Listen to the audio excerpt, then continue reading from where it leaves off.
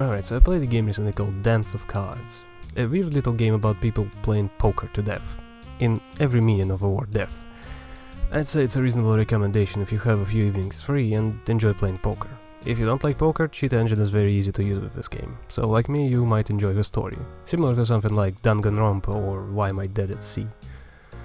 What is it about? A magician is tired of his life in the old world and seeks prospects elsewhere. The new world, New York, where his and his sister's new life will begin. However, to get there, he has to take a cruise of death.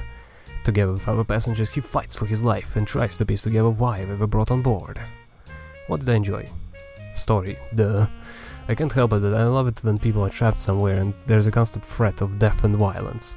Something about this particular idea just really speaks to me. And I don't think that's a good thing. Other than that, the writing can be mildly amusing. It has a janky 90s, early 2000s charm. I'm assuming the game is made in an RPG maker, and it definitely reminds me of a few other games like this. At one point there's even a location which looks exactly like something from Undertale. And as I have already mentioned, Why Am I Dead at Sea is very similar as well. By the way, I recommend that game strongly. Basically a better version of this with more puzzles, dialogue and piecing together things instead of endless poker. What did I dislike?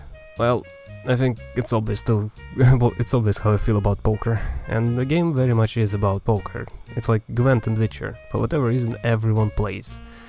At one point there's a puzzle sequence, and that one is extremely simple and short. Also there are a few other mini-games such as Rock Paper Scissors Gun, or a race on a carousel. Maybe someone will enjoy this, but don't think they are that bad, just not for me. And I guess the mystery and the ending are a little weak.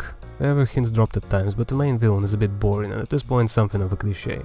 I didn't hate it, but not exactly a fan either. I suppose if I were to compare it to Danganronpa again, I actually enjoyed the ending of Dance of Cards more, but that series of games, the Danganronpa, had a good run until the ending. And that's the part that truly matters. So, yeah, I suppose that's all there is to it. Game definitely felt inspired by a handful of different things, and I did get to scratch that same itch, but I doubt I'll remember it for a while. Here's hoping these developers make something bigger without poker next. Would be excited to see that.